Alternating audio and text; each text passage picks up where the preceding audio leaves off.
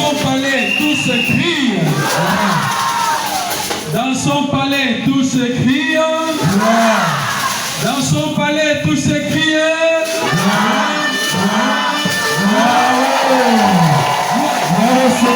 Seigneur. Il mérite l'honneur. Il mérite la gloire. Amen. Il mérite la puissance. Amen. Il mérite l'élévation. Amen. Il est le Dieu des dieux. Amen. Il est le Seigneur des seigneurs. Amen. Il est le roi des siècles. Amen. Il est le Dieu tout-puissant. Amen. Il est Melchisedec. Amen. Roi des Salem. Amen. Roi des Chikeno. Amen. C'est lui qui dit une chose et la chose s'accomplit. Yes. C'est une chose. Yes. Et les choses viennent à l'existence. Amen. Son nom c'est Yehoshua Hamashiach en hébreu. Son nom c'est Jésus-Christ en français. Son nom c'est l'Éternel des armées. Qu'il soit béni à jamais. Nous allons lire un texte biblique. Nous allons nous mettre debout pour lire un texte biblique très important.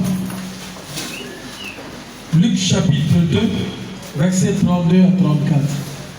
Rapidement, et nous allons nous verser.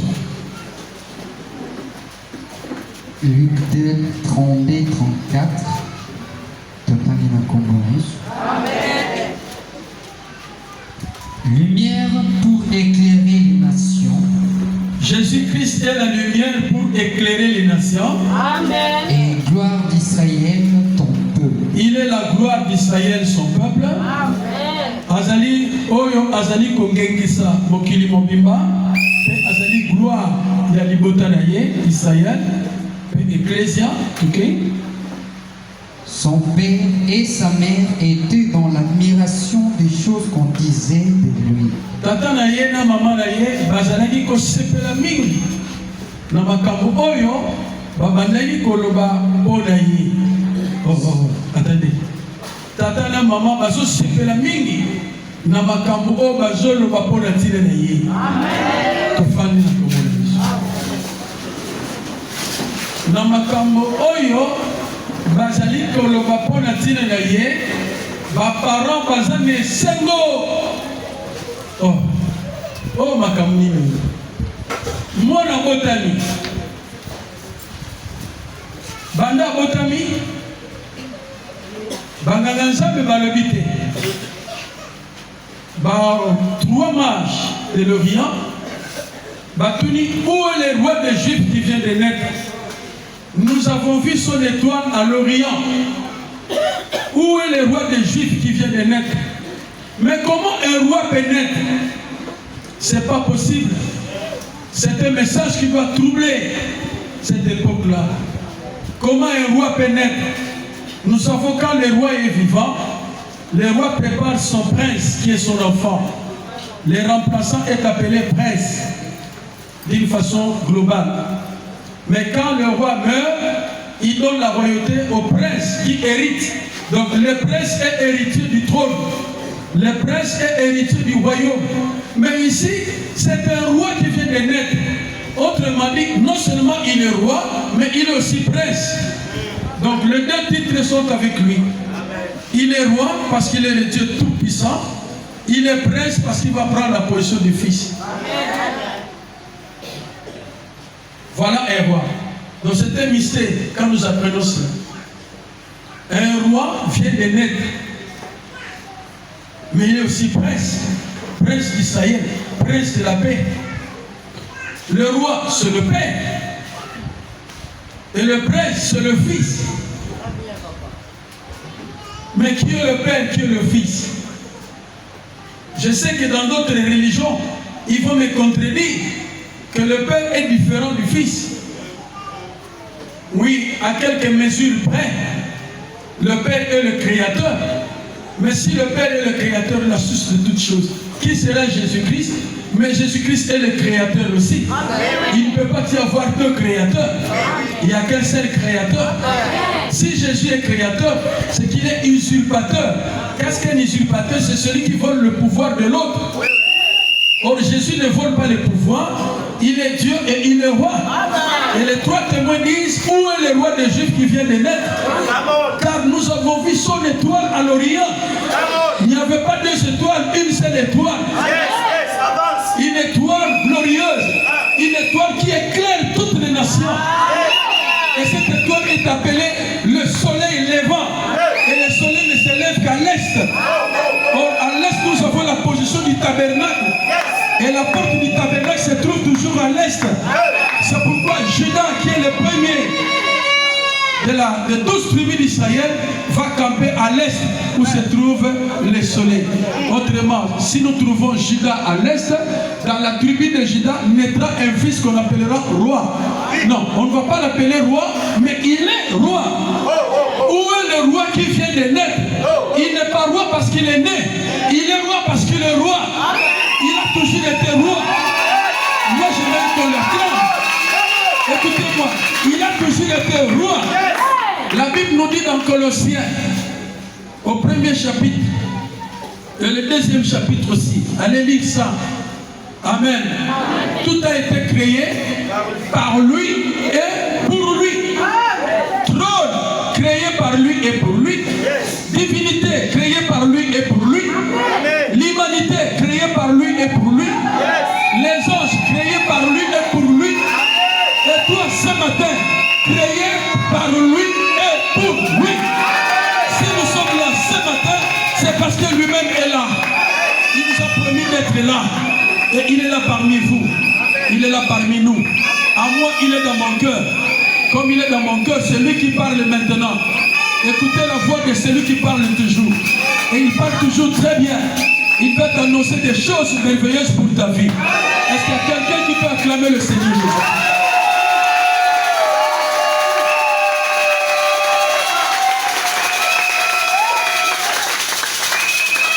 Il ne faut pas me demander où est le Dieu d'Israël Kafouti. Son nom c'est Jésus-Christ. Amen. Hein? Le nom Jésus signifie sauveur. Le nom Christ signifie Seigneur. Or, dans la Bible, nous n'avons pas deux seigneurs, nous n'avons qu'un seul Seigneur. Alors si Jésus est Seigneur en majuscule, c'est lui le Seigneur, c'est lui Adonai. Est-ce qu'on peut l'acclamer? Raison pour laquelle nous avons connu avec vous une croisade que nous avons baptisée méga croisade. Dans méga croisade, le mot méga signifie simplement ce qui est grand. Amen. Amen. Je bénis votre église. C'est une grande église. Amen. Si tu dis Amen, que cela vous accompagne. Amen. Que cette église soit bénie. Amen. Cet Amen est inférieur. Que votre église soit bénie. Amen. Que votre église soit la véritable église de Jésus-Christ. Que votre église soit parfaite à cause de la parole. Au commencement était la parole était avec Dieu et la parole était Dieu. En elle était la vie. Et la vie était la lumière des hommes. Amen. Continuez la lecture. Siméon le bénit et dit à Marie, sa mère. Écoutez-moi. Je disais tout à l'heure que les parents étaient très contents d'entendre ce qu'on disait de cet enfant. Je veux qu'un parent soit content ce matin de tout ce qu'on va dire pour son enfant. Qu'un parent soit content de tout ce qu'on va dire pour sa famille.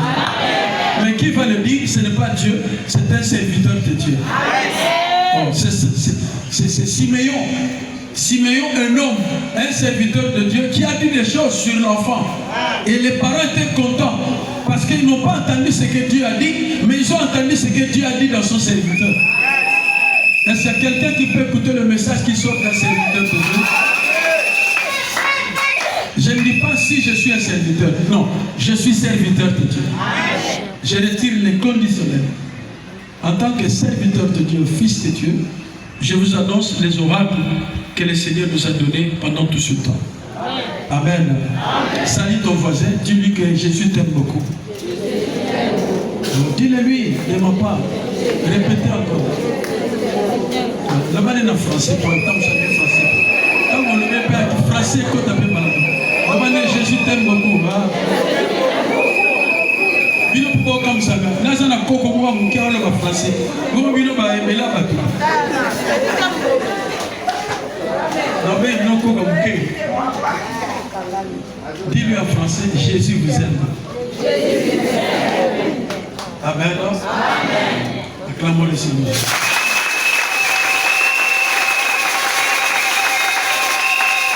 Termine le texte et nous allons commencer la prédication. Siméon le bénit et dit à Marie, sa mère, voici, cet enfant est destiné à amener la chute et les relèvements de plusieurs en Israël et à devenir ainsi percer à l'âme, afin que le pensée de beaucoup de cœurs soit dévoilé. Répétez ce texte.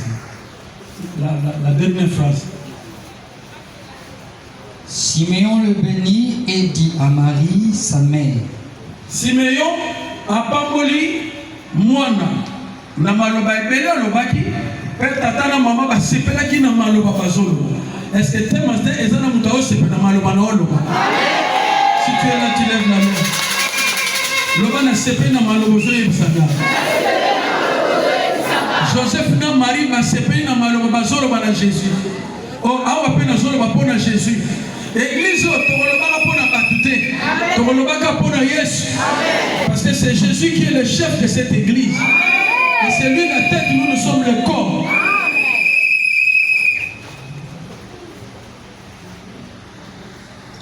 Voici.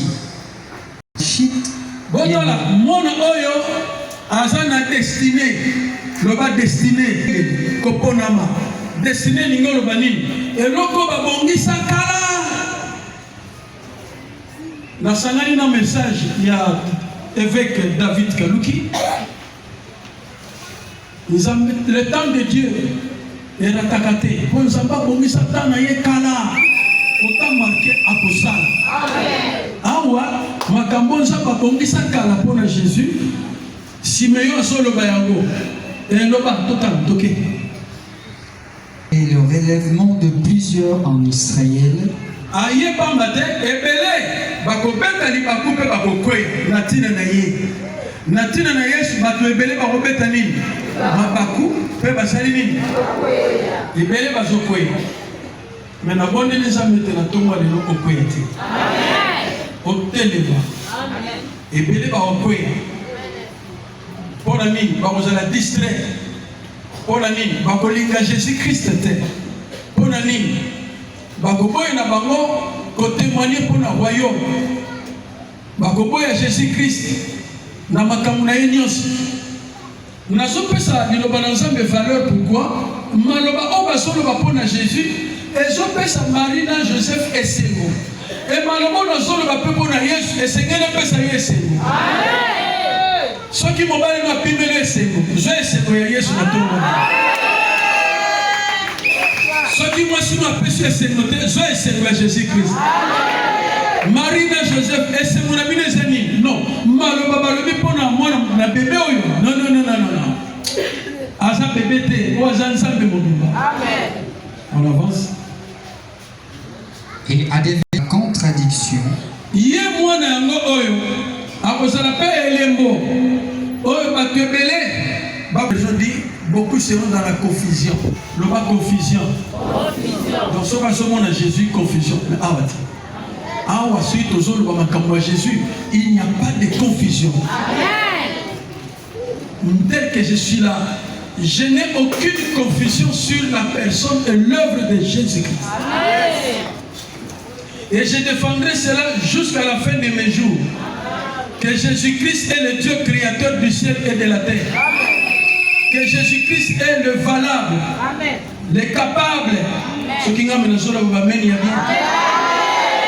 le valable, le capable, l'incontournable, l'incommensurable.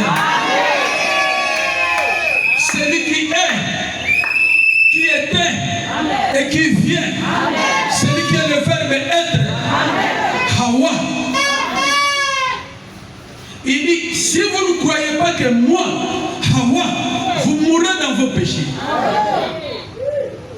Qui vont mourir dans leurs péchés? Ceux qui ne croient pas que Jésus est. Il est celui qui est. C'est qu'il est là. Il est ici ce matin. Azawa, Azawa, Azawa. Azomona, Azomona yo. C'est pas la plus d'harmonie. C'est pas la plus d'harmonie. C'est pas la plus de sur le Congoté. C'est pas la plus de sur les Longuinaïens. C'est pas la plus de lancer quelque chose dans la vie d'ailleurs. C'est pas la plus de lancer comme les loups comme on a quatre à monter d'ailleurs. C'est pas la plus de lancer les loups comme on a monté dans la quatre à vie d'ailleurs. C'est pas la plus de l'autre laser awa à propos de monter fait azul ya place au vent.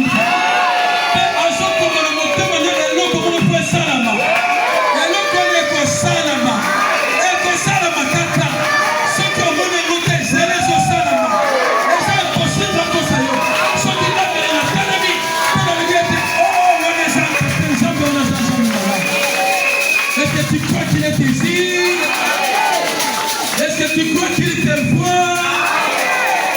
Est-ce qu'il a consolé? On dit qu'il a commis comme on a beaucoup de mots. Est-ce qu'on dit qu'il va baisser d'ailleurs et c'est pas une ailleurs? Si tu crois, cette année aussi la tête, oh aussi, on a dit qu'elle a là. Si tu crois, oh les hommes aussi, tu peux qu'on dit malheur, elle dans le comme un pembeni. Si tu crois, les hommes aussi, en 2030, et en 2026, la frère est capable de mener au pénétrer. Oh, ce qui nous amène dans le bien, mais il y a mon donné. Si Jésus est ici, on peut la tête. Si Jésus est ici, si Jésus est ici, et si tu crois qu'il est ici, oh, osons le bas, azo pesayo, osons le bas, azo kokisayo. Si Jésus est ici, non, ici, Jésus est ici, Jésus est ici, le Kolaza Awa, oya sur le bonheur, tika kokisayo. Nalini kondimano esimba yango. Si tu as le foi, reçois ce que tu demandes.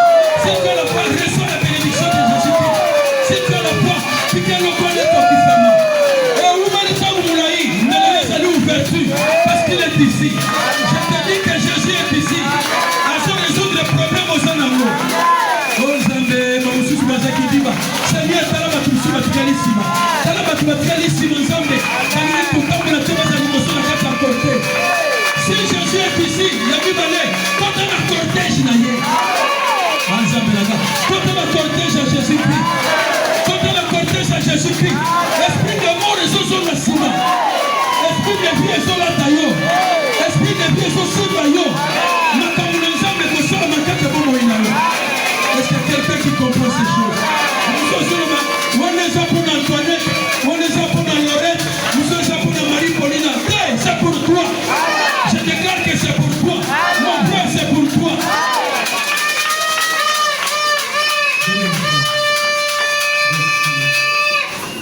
La catholique, la Léla qui veut vous asseoir. La Léla qui t'a ou l'a eu pour le téléphone. La bonne léquette. Moni musanto alandayo apikolo place aux amis. Nakolo zongi na zanye semo na motema. Bozé baye. Voyez bien. Ce qui moi c'est nazate.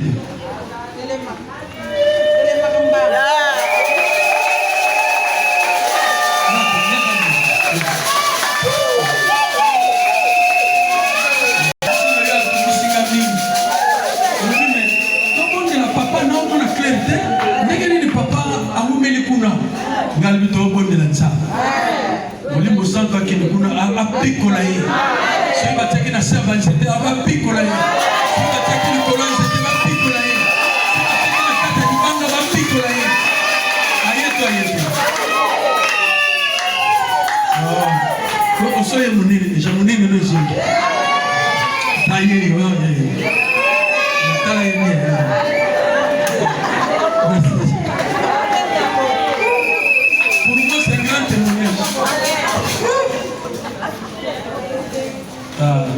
Diacre nga mosusu yawa diacre munene makasi nazali sima amen.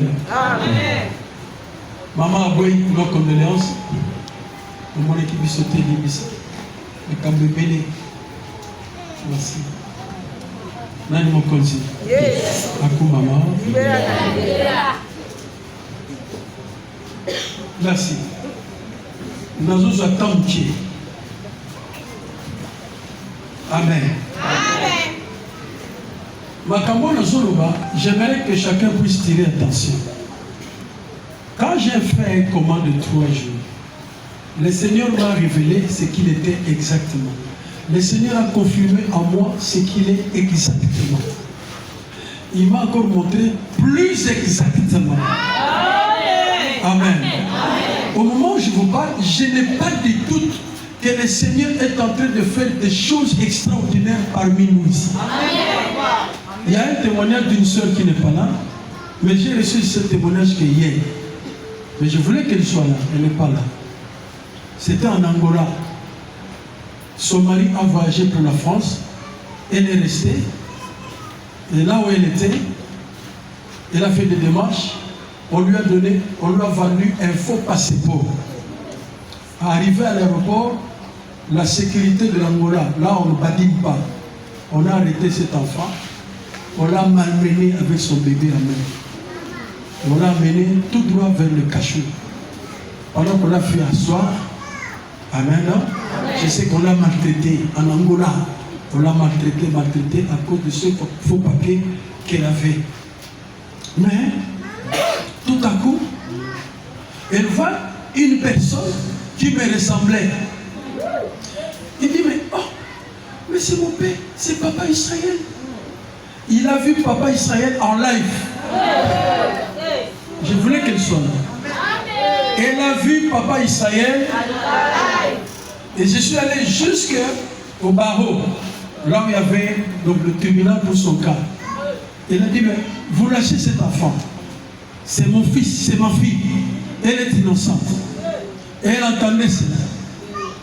Et j'ai prié pour qu'on la relâche. Et le commandant dit, est-ce qu'elle a l'argent? Je l'ai regardé. Est-ce que tu as l'argent? Il dit, oui, j'ai quelque chose ici. Et je suis sorti. Le commandant est allé, il dit, donne l'argent que tu as. Elle avait quelque chose sous son soutien. Elle a donné cet argent, on l'a libéré. Et pendant qu'elle se mettait debout pour partir, elle n'a plus vu le pasteur Isaïe Kafouti. Ce n'est qu'en dehors de la police, quand elle est sortie en dehors, papa est venu me délivrer. Elle s'est agenouillée pour glorifier le Seigneur. Acclamez le Seigneur.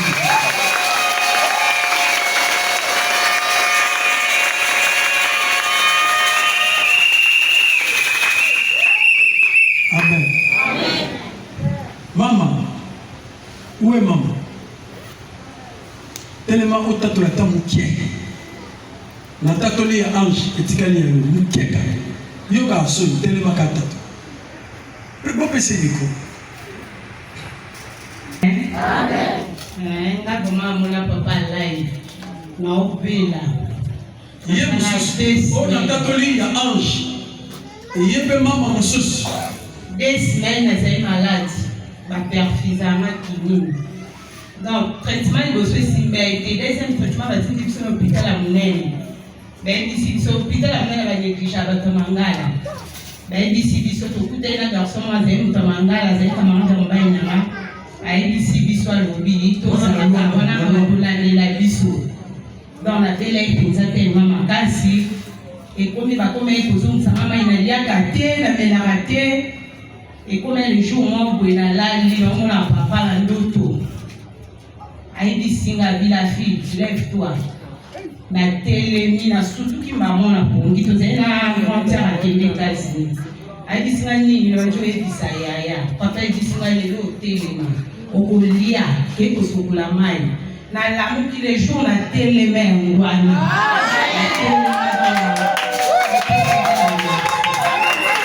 Vous dites que nous avons un Dieu qui est vivant. Bino bozoni on témoigner té.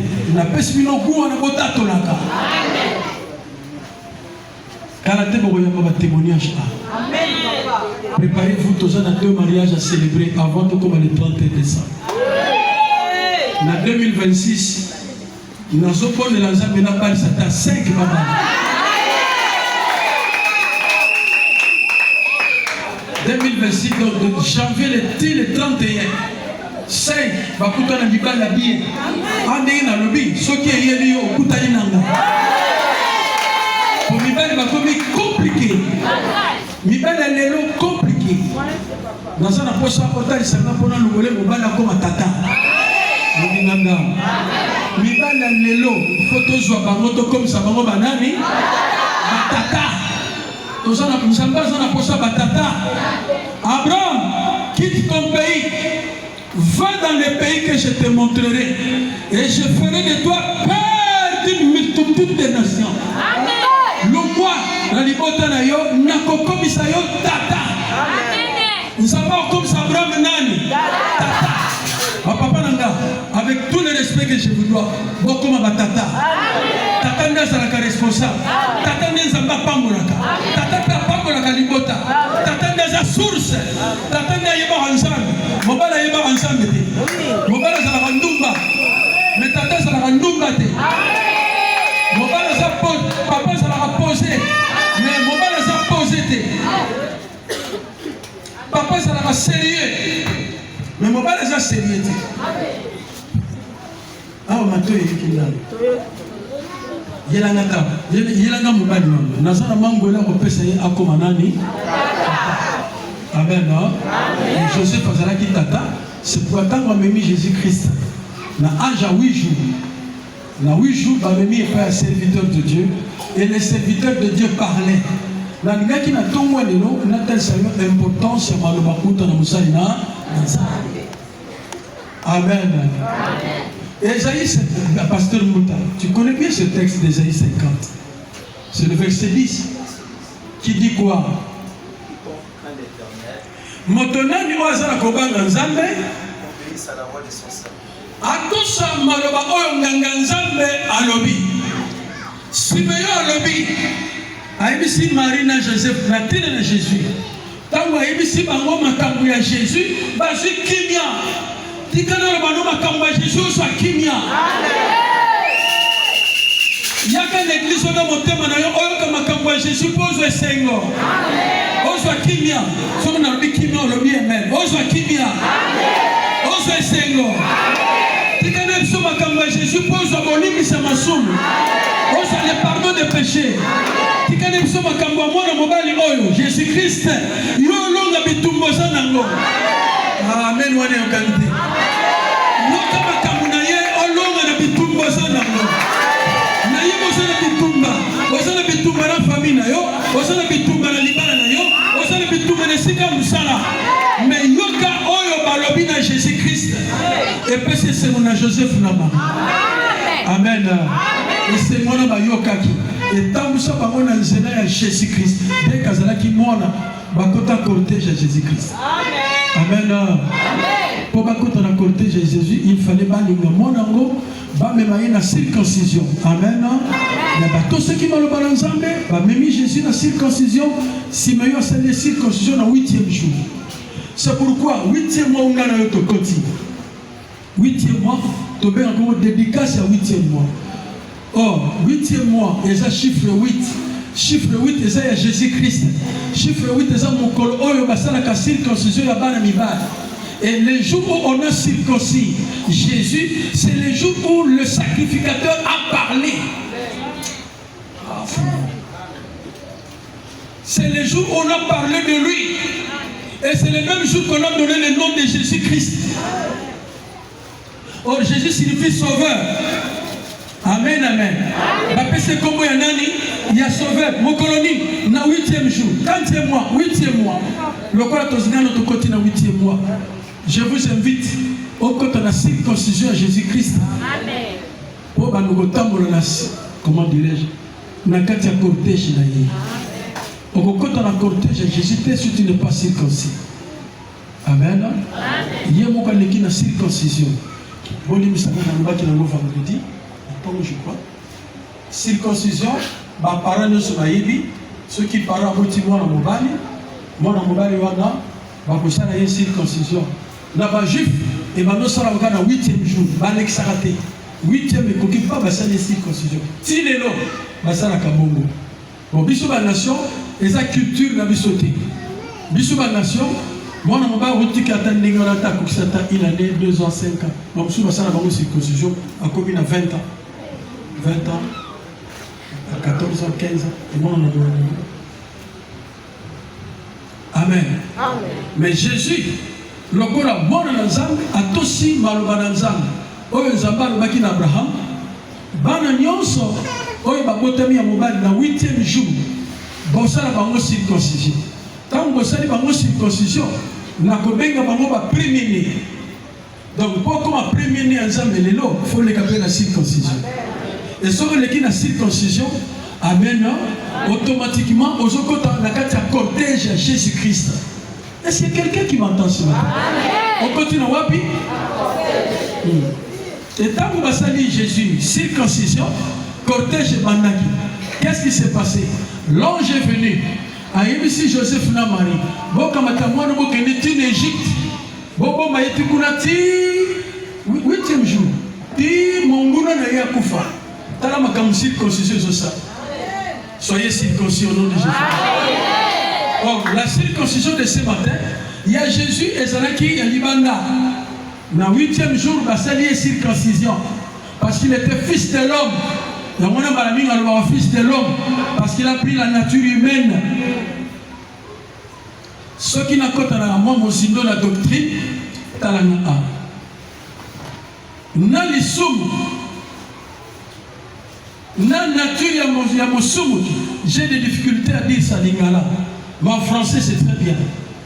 La nature pécheresse et le péché, ce sont deux choses différentes. La nature pécheresse, nature ya l'issoum, na l'issoum, et ça biloko mibale. Yesu asi kopo ya masumu sa nini? Amélie, c'est pas tout. Mais c'est qui a s'appelle nature ya l'issoum. Mais ce qui nature ya l'issoum na libumu ya Marie. Aye comme la kopo masumu na sima. Na 33 ans de melaki kopo masumu na jardin ya Gethsemane. Amélie masumu mokili mobimba. Mais banda kobota manayeti asokola avant kufa. Elle attaqué nature pécheresse. Il n'a pas péché, mais elle attaqué nature pécheresse, sa fils de l'homme. Elle a dit à mon bon ami, moi même on a croix, à détruire la nature pécheresse. Quand il a détruit la nature pécheresse sur la croix, le péché est tombé KO. Oh, ça. Na yeso longa lisum. Ce qui est sur l'ogi masum, c'est quand ça qui peut musum. Or yeso ça musum qui était. A kati c'était na pikoli nzete. Boki makamani. Yesu a kati nzete masali ni. Ko pikoli nzete c'est quoi? Azui nature ya ngana yo. Asali nini? Akomi moto lokola ngana yo. Il a porté notre nature. Il a porté la nature pécheresse, lui qui n'a point péché, mais il a porté la nature pécheresse pour que cette nature soit clouée sur la croix. Ce que je dis là est très profond. Très très profond. Il y a la nature pécheresse, il y a aussi le péché. Satan peut venir avec le péché. Il peut ne pas venir avec le péché, mais il sait que toi, avec ta nature pécheresse, tu pécheras même sans Satan. Donc avec la nature pécheresse, on peut que même Satan a tenté. Même si le démon va tenter, mais le corps de la nature pécheresse, on reçoit kaka. Il y a un qui est même à 4 à 5 ans, au moins à la kanga siliki. Akamati no sanini. Abami miroir de pasikaya. Ça c'est la nature pécheresse. Merci pour l'explication. Nature pécheresse c'est un dengeni. Tant ou Adam, tant ou Satan a lui, oh, Zamba lui. Ce qui tourne ton gouffre. Ah, bon, au contraire, ce qu'on est, c'est un problème avec le manger. Le verbe manger, ce n'est pas le péché. Amen. Mais et le corps ils n'ont pas péché ça. Le corps d'Anzam a péché, bango va salani. Eva salani. Allez. Adam va salani. Allez. Et bébé c'est nature na bango. Le lengue a bonzambe o bazalaki na mo elongwe. Siko batikali motupamba balati siko o moto ya mosumu. Nature pécheresse. Le va 3 fois la nature pécheresse. C'est-à-dire que ça, motomoko aza disposé à kokwea. Soko meki a kokwea na eka. Pour aza na nature pécheresse. Comment est-ce qu'on fait ça? Ceux qui vont tenter au Koué. Au Koué. Comment est-ce qu'on fait ça? Vous avez pas besoin de divorce. Comment est-ce qu'on fait ça? Vous avez pas besoin de bébé ça. Pourquoi ce bébé ça? Parce que vous avez des sous-motés. Vous avez une nature oyo, yamabé, et vous êtes capable de sous-mouka. Même si le diable n'est pas là, vous sous-mouka. La brève c'est quoi? Nous avons kamata Satan allié pendant 1000 ans. Nous avons fait des salama. Quand nous avons l'eau dans ma pata, des salama avant règne millénaire. Nous avons fait Satan pendant 1000 ans. Mais pas tout le monde à la place où on a la nature pécheresse. Vous avez la très bien. Pourquoi on s'en a bien? Pourquoi on s'en a bien? Parce que c'est la nature pécheresse. Satan ça l'a arrêté. On dit que la nature n'a plus de facilité. Satan va quand même. Même si les démons ne sont pas là, mais tu pêches. Mais les jours où le démon va passer, il va te prendre. Merci. Avance. Alors, démons sont à sa tête, aux anobés. Au démon à l'équité. Vous n'occupez pas l'équité. Vous l'équipez, il a des 20 ans, 30 ans.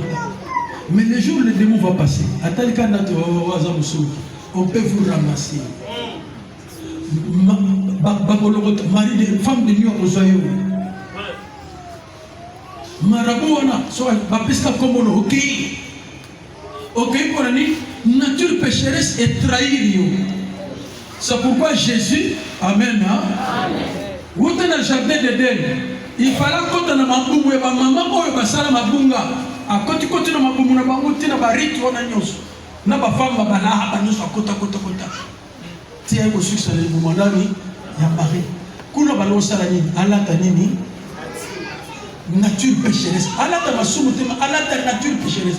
Nature pécheresse, ils étaient dans Mississa. C'est pourquoi Jésus a sali le seul point longa, na Mississa ya l'issoum, na l'issoum. Tous les autres prophètes ont vaincu le péché. Mais pas la nature pécheresse. C'est pourquoi tous les prophètes sont morts, personne n'est ressuscité. Jésus-Christ est le seul à avoir pris la nature pécheresse de l'humanité. Et il a payé sur la croix de Golgotha. Il a arraché l'arbre de son fruit. Il a arraché l'arbre de son péché. Il a arraché les racines du péché. Quand quelqu'un reçoit Jésus-Christ, quand tu reçois Jésus-Christ, Jésus arrache votre nature pécheresse. La nature pécheresse tord. Ce matin, je proclame que la nature pécheresse tord. C'est pourquoi dans Luc chapitre 2, il est dit, cet enfant est venu pour que beaucoup tombent, que beaucoup puissent chuter, que le péché tombe dans la nature pécheresse. Qu'est-ce que vous voulez ce matin? Que le Seigneur déracine ta nature pécheresse ou qu'on enlève le péché. Mais le bio yibi ici. Nous avons libi sangana sumu bala batu na soko kate. Pose moi pose na tika pose moi on tika mais encore on tikete. Ce n'est pas le péché qui est un problème, c'est ta nature pécheresse. Et s'il y a quelqu'un qui peut mettre fin à la nature pécheresse, il y a quelqu'un, son nom c'est Jésus-Christ. Quand il était enfant, on a dit cet enfant est destiné à amener la chute de la nature pécheresse, que la nature pécheresse tombe maintenant. Ce qui est gagné, mais la nature pécheresse, c'est quoi? Il y a la taille. Il n'a qu'à s'apporter, j'ai Élisée dans Élie. Suivez-moi ce matin. Qu'est-ce qui s'est passé? Donne-moi la double portion. Élisée lui dit, si tu vois comment je vais monter, et cela va t'arriver. Sinon, cela ne t'arrivera pas. Élisée commence à regarder son père. Regardez son père. Regardez son père. Et pouf! Élie commence à monter. Écoute la voix d'Élisée. Père, mon père! char d'Israël, mon père, char de quai. Continuez la liste. Quand il a appelé Élie son père, Élie va prendre le manteau qui était sur lui. Élie est en train de monter. Élie laisse le manteau. T'as la montée Zoya. T'as la montée Zoya. Ce qu'on a dans la nature pécheresse au qui m'église.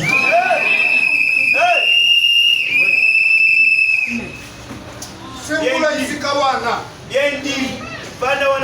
Manteau Zokita. Élie c'est pas dans char d'Israël. Élie a pas qu'elle est mise. Le doigt Yuma. Au monde. Puis c'est le côté de la mission. T'es pas dans le monde. Là c'est la comprendre.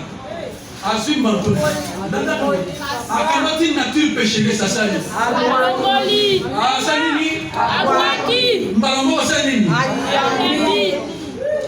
A Yambi nature spirituelle. Nature pécheresse c'est Salini. Et Makambe Salman Ngomba Golgotha. Makamata Jésus Balungole Bilamba. Balungole Bilamba c'est nature pécheresse. Veuillez vous asseoir. Merci papa. Balungole Bilamba nature pécheresse. Amen. Hein? Amen. Et bilamba balongolaki mais manteau bakoya kolongolati. Amen. Mais il y a beaucoup de manteau là-bas. Manteau il y a qui ont bakambe bilamba dans 4 parties. Pourquoi dans 4 parties? Parce qu'il est le 4e. La tribu de Juda qui est à l'est, là où se lève le soleil.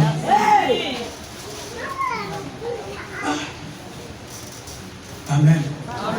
Le bas la nature pécheresse. Dans mon livre, on a pris ce exemple de Bible. Élisée, là où on a manteau jusqu'à lui.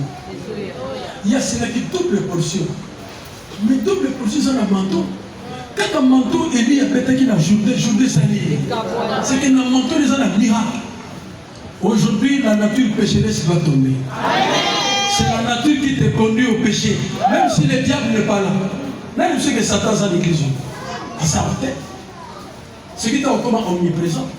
Le diable n'est pas ici. Il n'est pas là. Non, il n'est pas là. Tout le monde a recherché ça. Ils ont la mer Méditerranée en dessous. Il y a aussi la Maï. C'est pourquoi Maï est connu Salomon de tout. C'est la parole de Dieu qui sort. Ici, il n'y a pas de diable. Ici, c'est toi qui pêches. C'est toi qui pêches. Ni les autres, la nature pécheresse. Allo Baka. Il dit, tu sais, 6 mois. Ça qui tombe la masse. Mais là, tu as mon côté. Ça, c'est la méthode. Ce n'est pas le démon, c'est la nature pécheresse qui parle. Alors, on va quand il a eu. Alors, on va y poser à l'île. On met la table à mon coup. Et bonne année, on va mettre la main à la tête. Bonne année, Noël, comme il dit. Gaïna Dara Salama Mosika. Kinshasa Komboka elinga ba fêtier. Bisengo Gaïna Café.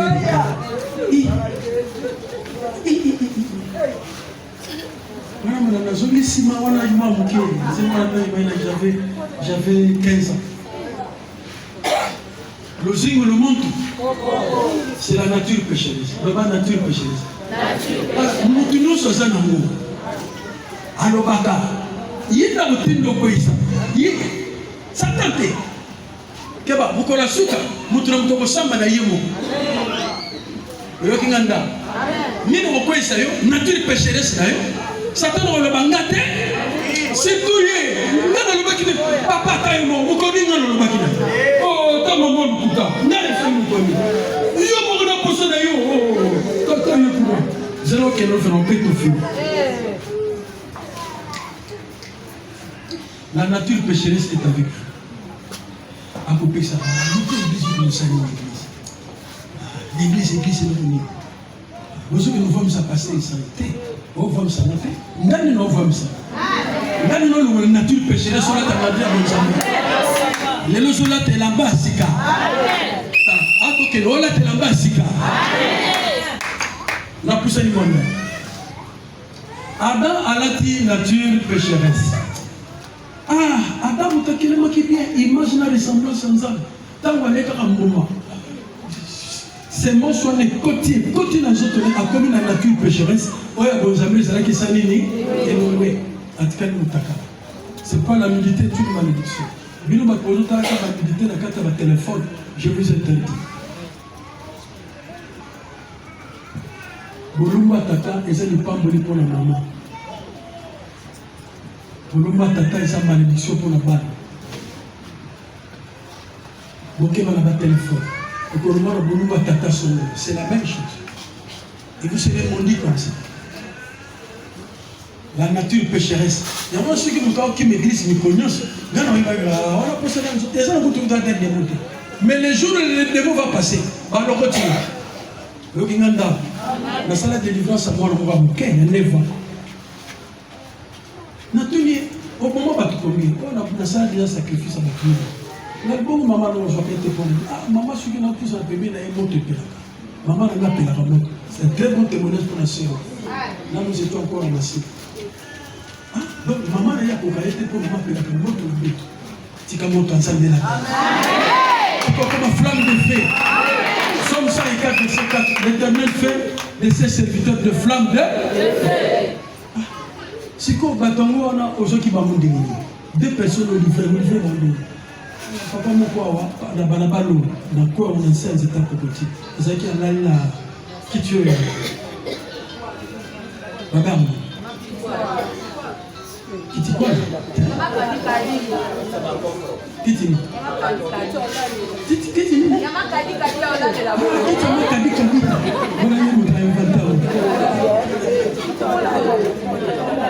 bagambo canapé ça canapé. En français, canapé, c'est ça, non? Canapé, ça dit qu'il y a un en année, il y a un cocoti. Il y a un associé, il y a un salami. Aujourd'hui, il y a un ensemble de terre, il y a un nyama. Il y a un tabac, il y a un sagani. Ce qu'on suit nature spirituelle, c'est aux tabac. Ce qu'on suit nature spirituelle, c'est la tombe, elle est aux angomés. Ce qu'on suit nature spirituelle, c'est aux amoussopis. Amen. Oh, souga au kwe. Papa, moi si nous sommes assemblés la terre, au kwe. Oh, les regretter. Ni de quoi ici, nature pécheresse. Et t'es qui a quoi ici. Oh là, non, moi si nous avons dit ça. Oh, surtout. Les autres salamakarango. Na les autres salamakarango. Oh, nature pécheresse. Et ça, nous avons été dans le au nature. Kaka Jésus-Christ. Est-ce que ça clair maintenant? Nana Sepeli a kanamana Jésus-Christ na vie. Adam, quand on va la nature pécheresse, et qui va en angonza? Et ça la nini? Nana qui m'a anza? Aux qui m'église, papa, moi qui m'église, sans qui m'église, c'est la nature pécheresse. Démonté. Yomoko, nature pécheresse, oyo, et outil Adam, tu as une nature adamique. Et Mibali, nous sommes dans la nature adamique. Attends, ça dit moi, c'est ma paix, à Onimate, moi, je suis à Samabé. Batatan, Mibali, nous sommes dans la nature d'âme. Nous sommes dans maman pour la dire, ah, pasteur, moi, je suis indiscipliné. Monsieur Zatéti, ça c'est la nature adamique. Il y a beaucoup de choses qui sont or, il y a beaucoup de choses qui sont moi si à bateau, ça n'a pas de combien. Moi, ça me peut veuve, mon bal à Koufa, à côté là, mais on dit, moi, c'est là. Il y a raison, que nous avons tout à cause de maman. Parce que nous avons l'église, nous avons l'église, nous avons tout qui est moi. Non, ça va. Vous avez raison, il pas la moitié. Je te donne raison. Bon, mais pas les amis, vous avez raison. Si vous avez la sucouille dans ça, dans ma camion, je sais. Et ça est bien. Bien. Et pas à moi si j'ai raison. Et pas à exemple, j'ai faux. J'ai chic. K.O. Si vous avez moyen, donc, c'est vrai. Alors, je chèque pas. Maman dit, mais chèque là. Mais il est total. Ceux qui nous ont quitté dans le moi, c'est toi, retour dans non, nous avons retour dans oh, là. Parce qu'on t'a dit, on peut savoir où on laisse la barre. Il y a une nation, mais couche au sur la parole. Ça, c'est la nature pécheresse. Nature à ma soupe, ils en ont pas te belé. Il y a un moment où ça tombe, le binet, t'es carotique à terre. Tellement à la nature, voilà. Nature, les démons ne sont pas là. Beaucoup se battent démons. Les démons vont se faire. Satan se fait bien, parce qu'il a été bien les noms. Pardon?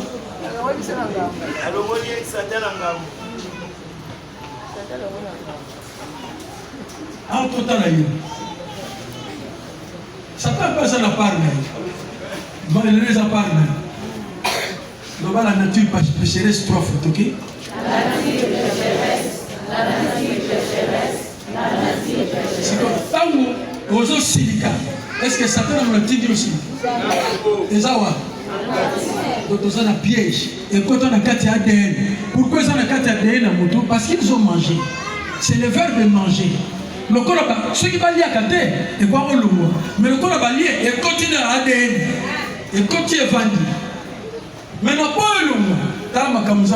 Adam, où es-tu? Dis, je suis ici. Je me suis caché. Je suis nu. Oh. Qui t'a appris que tu es nu? Oh, la femme que tu m'as donnée m'a enseigné. La femme t'a enseigné. Alors je ne permets pas à la femme d'enseigner. Merci.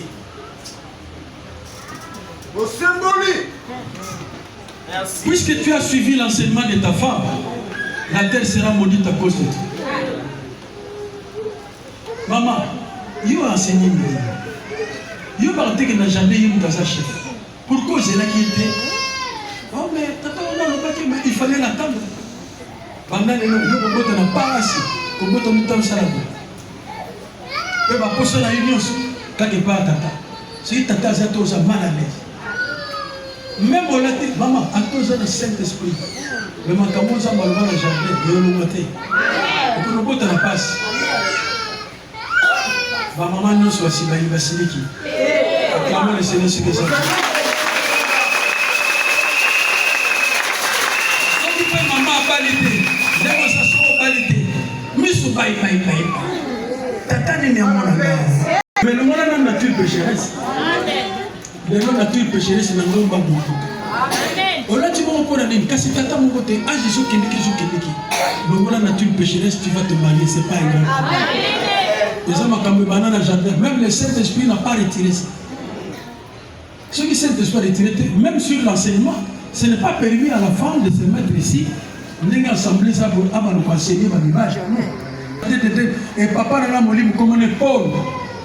Qui s'appelle le pauvre? La femme est bénie entre toutes les femmes. La femme a une grâce entre toutes les femmes. Oh, donc il faut le dire. La femme est bénie entre toutes les femmes. La femme est élevée entre toutes les femmes. La femme prêche entre toutes les femmes. La femme est honorée entre toutes les femmes. Marie est élevée entre toutes les femmes. Déborah est élevée entre toutes les femmes. Jaël, tu es béni entre toutes les femmes. Et ça va seulement papa n'a pas fait non. Et ça des paroles qui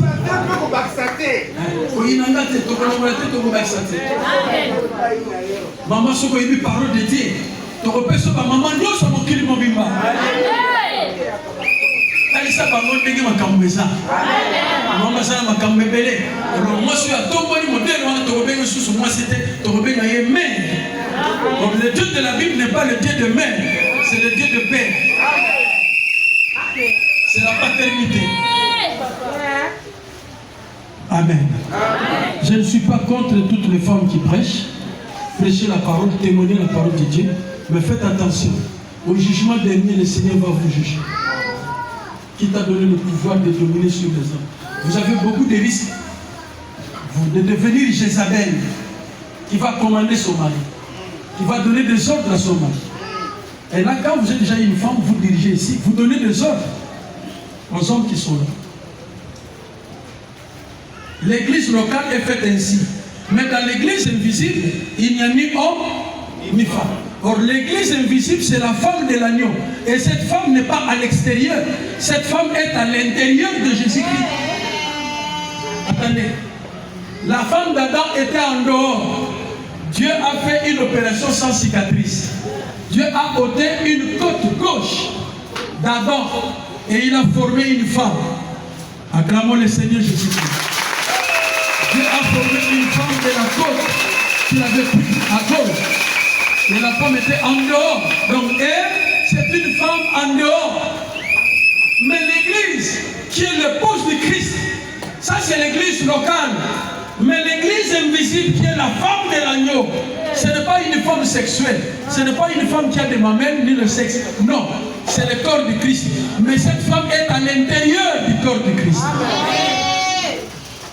Batoboli Yesu awa, quand moi et Sani, Makile Sani, Azu moi si na Yasani, à côté de la carte, Babengi est corps du Christ. Est-ce que nous sommes clairs? On est au corps du Christ. Si on a des motos, nani moto? Yesu a commis nini moto. Et nani église? Bandana kingoti na se de corps du Christ.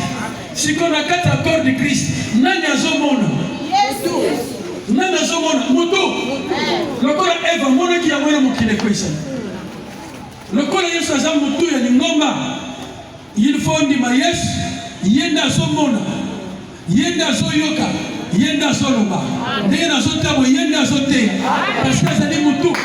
Et l'église wana oy kotikati na ye, ndeba benge mwasi na nkolo. Na za mwasi alibanda te. Aza mwasi za kati na ye moko. Babengi corps du Christ. Amen. Kuna mibali bazate basi bazate, kama ye moko c'est son corps. C'est une image qu'on a donnée. Alléluia. Amen. Maintenant, na maboko, na mutu, na naza plus important. Moto a la vitesse bonne. Ok? 1, 2, 3, 4, 5, 6. Tellement. Na 6 il faut tellement. Et 7e? Na 7 nions sur la moto. Wapi za ya momoko? Wapi za ya momoko? Wapi za mibale?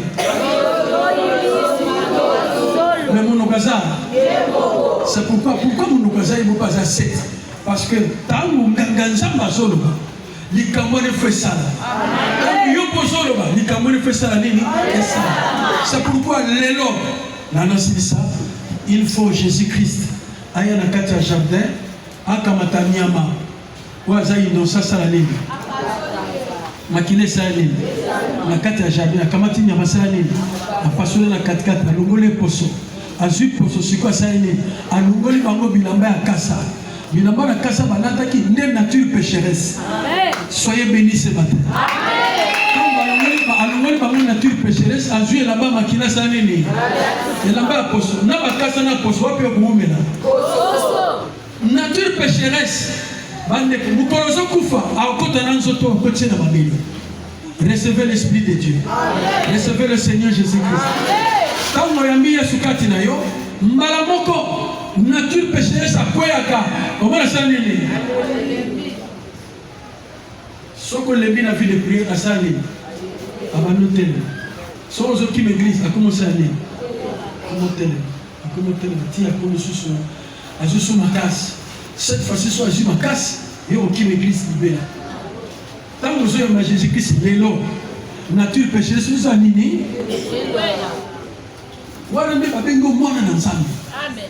Alléluia. Amen. Donc, à quitter na se, poso nyataye. Poso tambo zo nyataye. Baninga ba omela, yo poso ma sangezate. Baninga ba se kobo, yo poso ma sala ngoisa. Donc il a ndambo. Baninga ba soana, yo poso ma soana. Est-ce que quelqu'un qui me comprend? On a une nature pécheresse, on sait nini. Comment je vais expliquer ça? C'est comme le soleil. Quand le soleil vient sur ta tête, elle est ligne.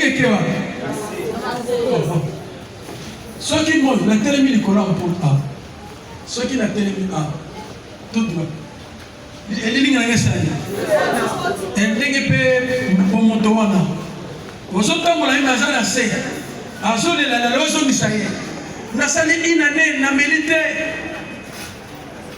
Onyati. Nasali botititi bambule zo kilinga na mobala te. Onyati. Donc tant que autres vous zo nyata kai. Moyen tellement. Mais ceux qui vivent vie chrétienne, des athées, vie de parole, des athées, vie de prière, des athées, au monde abano sali. Ndenge film mon ataraka. Il y a Arnold Schwarzenegger. Aza américain, hein? C'est un homme d'État américain, gouverneur de la Californie, hein? Ex-gouverneur de la Californie, mais tournant un film belé, film il y a Commando, celui qui a fait ça, dans le film il y a Terminator. Alors dans le film Terminator, Abu Dhabi, nous avons un film dans la vidéo comme un exemple. Au moment où ceux qui babeti ennemi il y a Commando, nous qui pensons ni quoi quoi il a commis maïma le tour à Modia. Après comment ça l'a nimi? Exactement dingue ça la marafia. La nature pécheresse c'est comme ça. Ce qu'on a aussi dit ici, nous avons besoin de l'élo. Marie Paulina n'a pas soigné. Mbonne zaki na sengo de comment ça dit. Plus pour ça moi je ma casa au salé.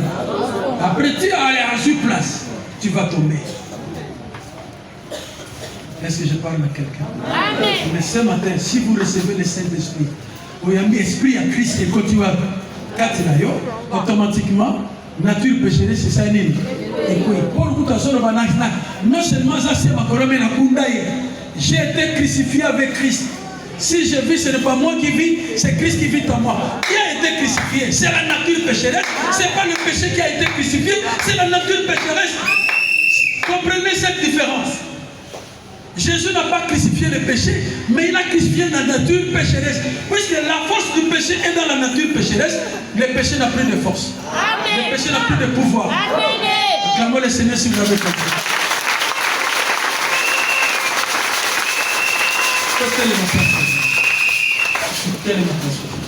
Ce qu'on va voter le matin, c'est vraiment pour tout faire. Ça, maman, on a les plus sur valeur. Maman Francine, tu vas pouvoir me consulter la vie. Tous à la sérieux dans ton monde. Pardon. Tous à la très sérieux. Naza très sérieux dans ton monde. Le message. La nature pécheresse. La taille comment écouter. La taille c'est le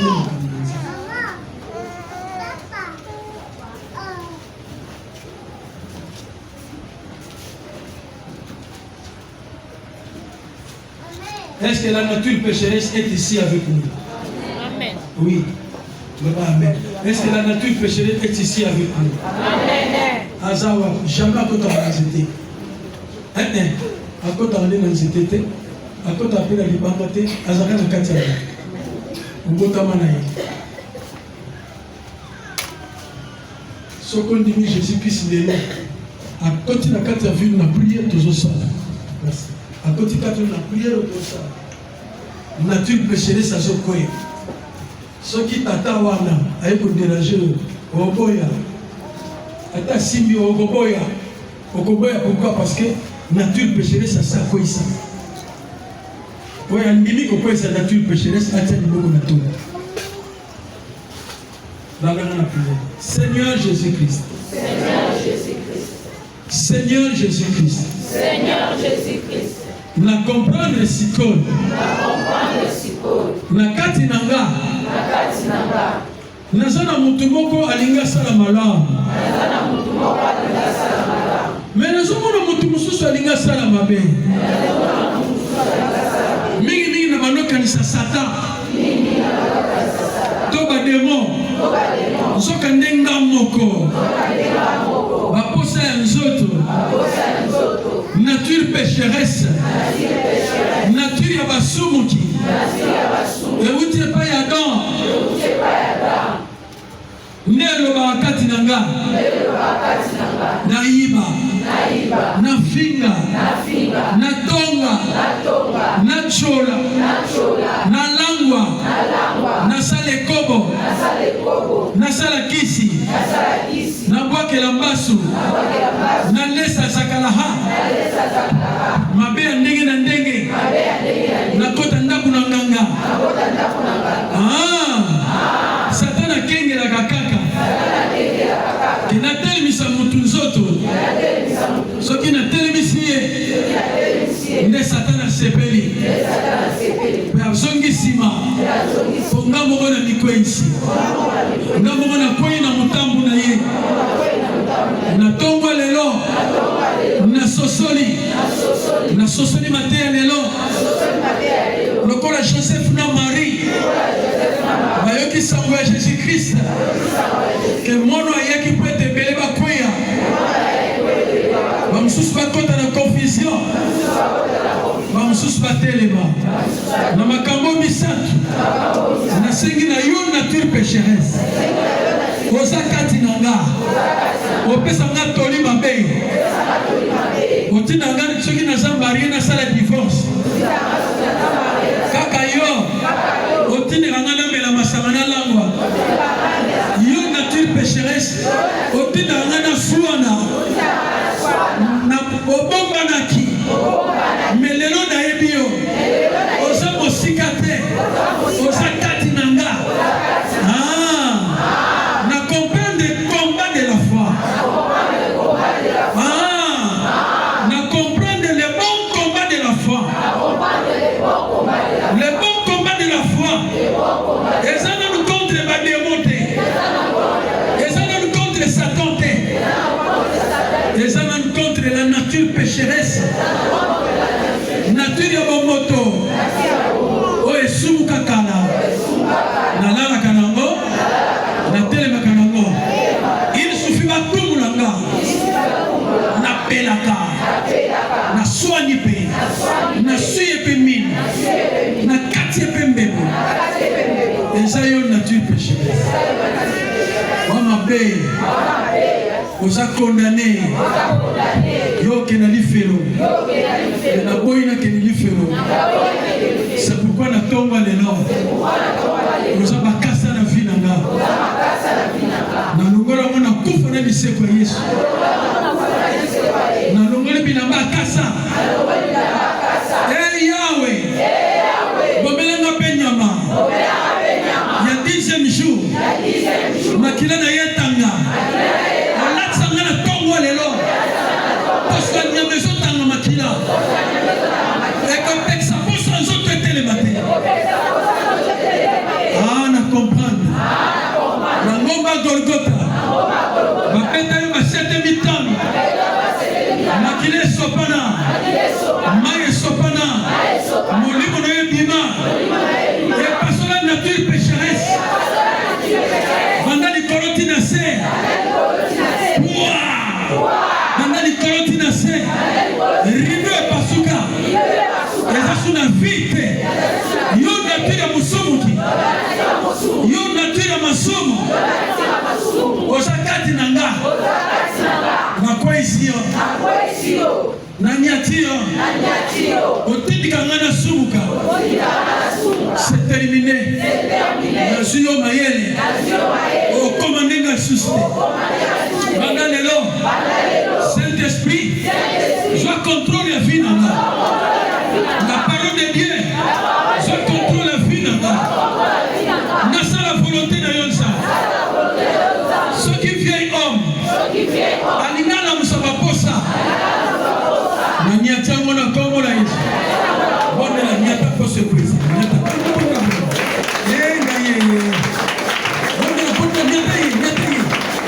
soki na mena tambo nani pour tout nyata pour ça les apôtres comme on a dit faire comme c'est la Satan yo moko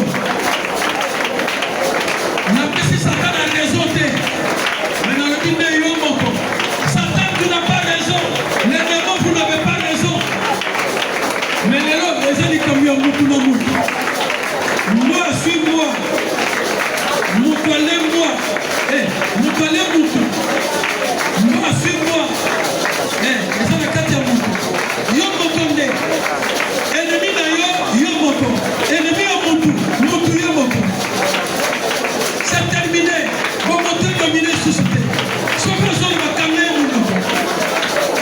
la telle pécheresse nyataye azana sena yo atele mate ya tindi ka usale ngoma ya tindi ka olangwa ya tindi ko sala ma voiture yesu azana nzela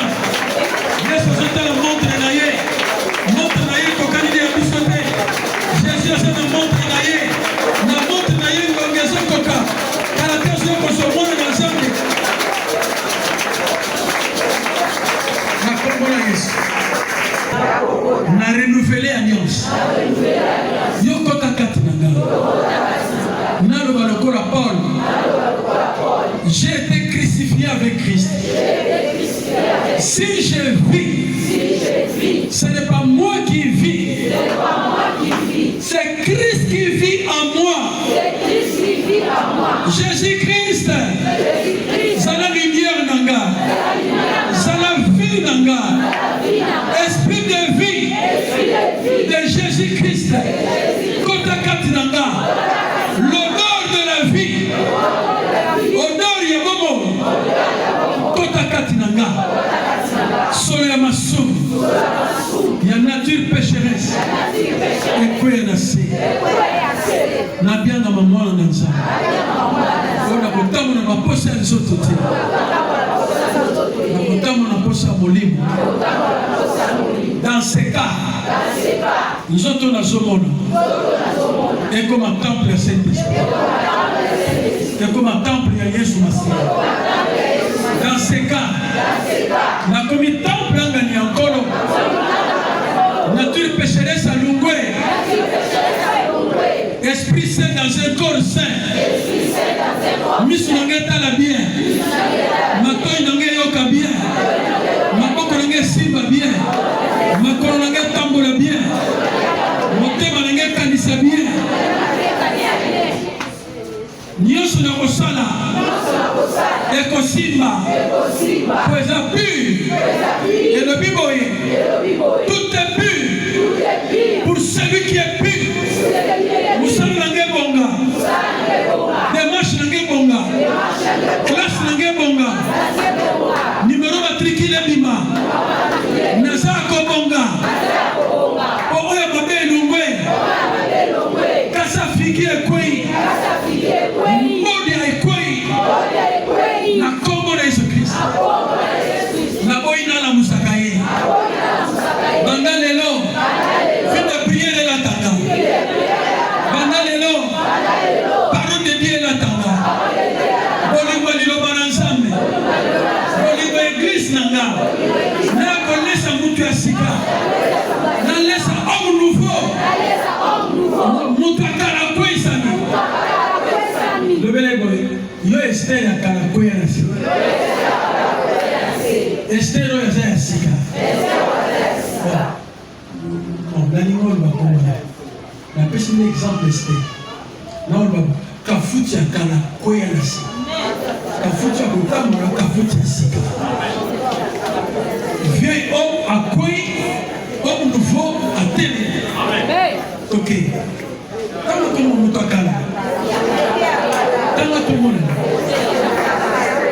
Encore na kala koya. Yo Gelori ya kala. Yo Antoine ya kala. Yo Jacques ya kala.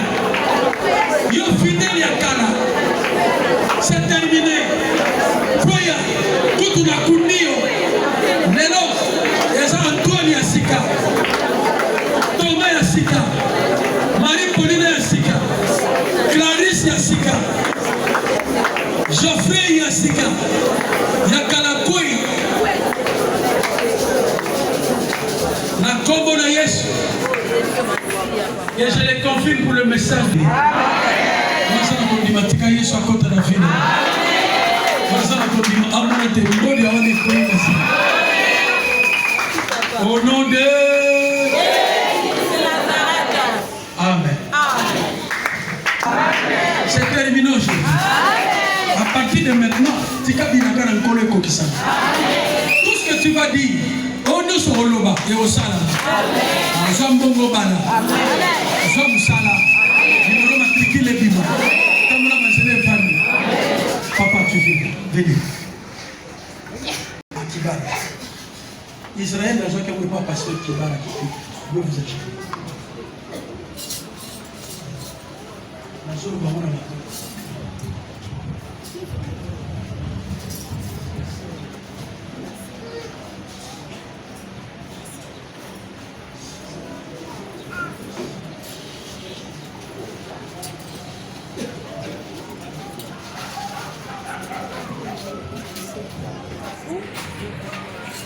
Et c'est moi qui est le foufou.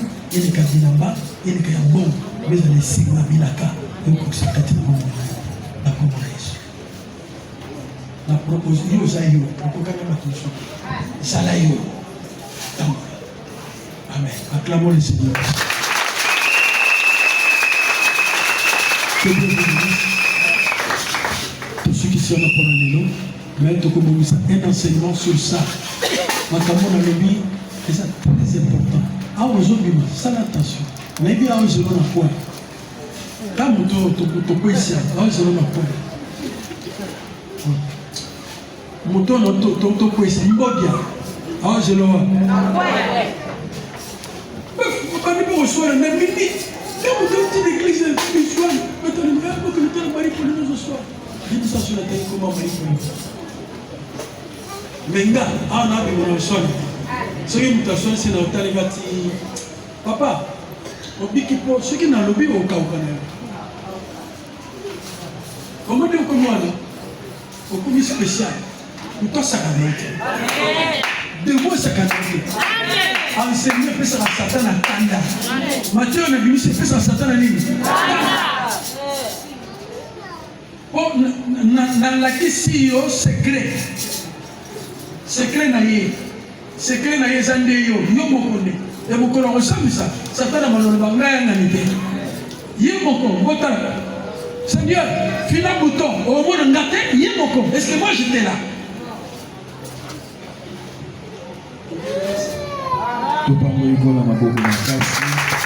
On dit c'est des millions et des millions de gens donc on dit ça là mutu moko azali na likamuté donc ça le rôle on dit ça mutu mais mutu ne mutaka ma ça ka yoko na boina bagisa mungu apo balani biloko kitoko makasi koso na le domo na chema imungu bébé sans plus tarder pour l'équipe pasteur Olivier pour le service offrande au BT Nicole.